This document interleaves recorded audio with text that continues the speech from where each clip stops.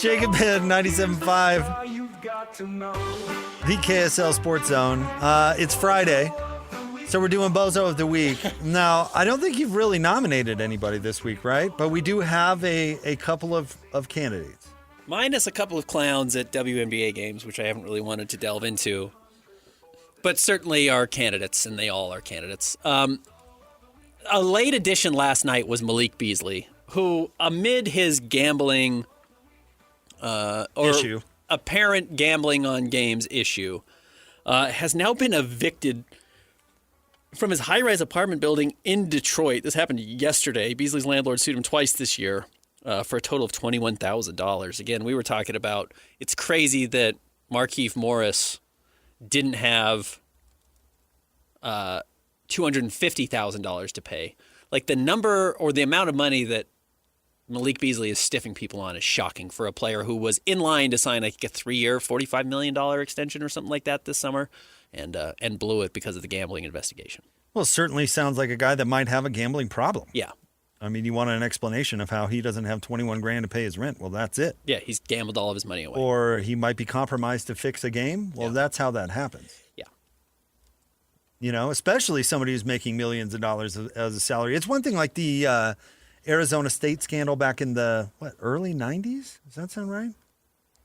You're talking about a guy, the player, that had nothing. Yeah. Zero, was not making any money. So to put a little extra dough in his pocket, it wouldn't be that out of, or it would certainly be somewhat understandable of how that would happen. Well, Malik Beasley, his, probably lowest contract? I mean, he's making at least $3 to $4 million throughout his entire career, right? Yeah. I mean, how does that guy fall into the lull of fixing games? That's because he has to have every penny. He's in big to something, and I hope that's not the case, but this certainly would be evidence to that. He did get a $650,000 loan from Hazen Sports Management Group, which was his marketing agency, that he has not paid back. He's also been sued by a barber and a dentist. Yeah. And this is a company that provides bridge loans to professional athletes. Yeah, that's behavior from somebody who's chasing it. Yep. So Beasley was one candidate for Bozo of the Week, a nominee. Now, do we want to nominate this guy? What's his name? I got to go back and look at it. What is Moe Jaguar? Moe Jaguar. Let's see, where did it go? As a representative for all of the Texas Tech fans coming after you guys. Yeah, the Texas Tech fans were grumpy, specifically with me, but Ben got roped into it too. Absolutely got roped into it. As did Steve Bartle. But Moe Jaguar sent this tweet to me one morning. Said, "Good morning," and a hearty F you to Ben and Jake. So that, I feel like... Do you think he woke up thinking about us? The first thing popped his head was like, I'm going to be mad at these guys. Mad. Still mad. Still in my feelings about somebody calling Texas Tech's administration bozos. That's pretty bozo behavior. Yeah. You have all night to sleep on it, get over it, and you wake up still grumpy. Still mad. And then I do think we should nominate this guy. Moe Jaguar? No. Well, we can nominate him, but I do think we should nominate this Caden Lopez guy. Because I do think that there is a salvageable message here. Caden Lopez, 18, appeared in court yesterday. This is the kid who threw the adult novelty onto the He threw game. a green adult novelty item onto the floor during a Phoenix Mercury game and hit... Didn't even make it onto the floor. But hit Sophie Cunningham with it. He's facing assault and disorderly conduct charges.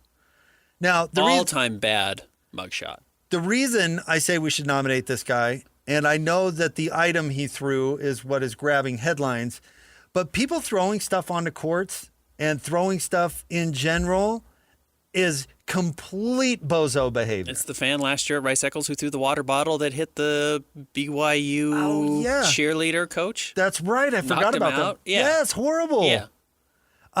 Man, I know people who've gotten hit with pennies at Jazz games.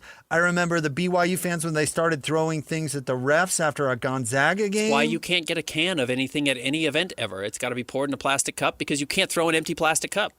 Part of the reason, I believe that like streakers or people that run onto the field should be severely beaten. I believe this guy should be made an example of too. Seriously. Throwing stuff onto the field or the court or whatever, it's dangerous. Yeah. It is. It's dangerous. I'm glad he didn't hurt anybody. And I'm not even joking about that. Of course, I'm not of even course. joking. Yeah, I had forgotten all about that water bottle incident. That was terrible. Yeah. Terrible.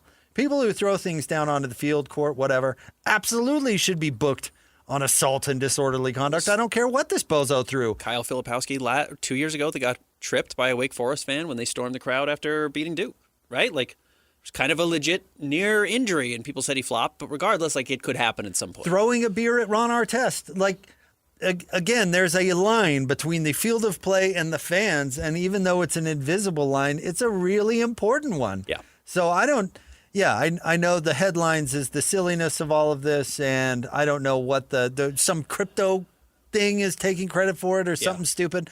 But if they arrested this guy, I believe he did it, and I believe he should be prosecuted to the fullest extent of the law. Because, no, it shouldn't be tolerated. Bad court appearance. Filthy, gray hoodie, long hair over his face. Real dirtbag. And as long as people aren't yelling, things we consider to be way over the line, I'm actually pretty tolerant with fans yelling at players because you're not crossing that line. There's still that separation between you're in the audience and we're in the game. But as soon as that line's crossed, I think tolerance should be zero. And again, look no further than the Malice at the Palace. If During that the bozo game- hadn't have thrown the beer, would that have... It never happens. It never No, it happens. never happens. Of It course not, never no. happens. But that bozo throws a beer, and now all of a sudden it's on. So anybody throwing stuff, I don't care what it is, you're a candidate for the bozo of the week as far as I'm concerned. During the game, court documents say Lopez threw the item toward the seats in front of him, hitting a man and the man's 9-year-old niece. Yeah. Video footage reportedly shows Lopez taking out the item from his sweater, throwing it before leaving the area. Court documents say a witness saw what occurred and tackled Lopez to the ground as police arrived. Yeah, that guy's 18. He should have been beaten up. He should have a black eye in that photo. Why are you so bloody in your mugshot? Yeah, it was a Chappelle situation. Yeah. Guy stormed the stage and all of his elbows were bending the wrong way when we saw him next. So, yeah, I don't think that stuff should be tolerated. That's pure bozo behavior as far as I'm We can concerned. make him the bozo of the week. I think we should. Okay. So, Caden Lopez, you are the bozo of the week, and may you not go to sporting events anymore. And just to clarify, it's the bang, bang, bang, come on, man. I've got it all on record. Astronomer, Marker Morris, bozo of the week. And now Caden Lopez. And now Caden We'll mix Lopez. him into it. You stink, Caden. You stink. We don't like you. Literally, probably. Yeah. He looks like it. He does look like he may have an odor, but I'm saying his personality in general, his behavior stinks. I do not approve. All right, Ben, it was a fun week for me. I bet. I don't. Everyone asked, why is Jake coming back on Friday? Just take the week off. I don't mind coming back for a Friday show. I've done it before.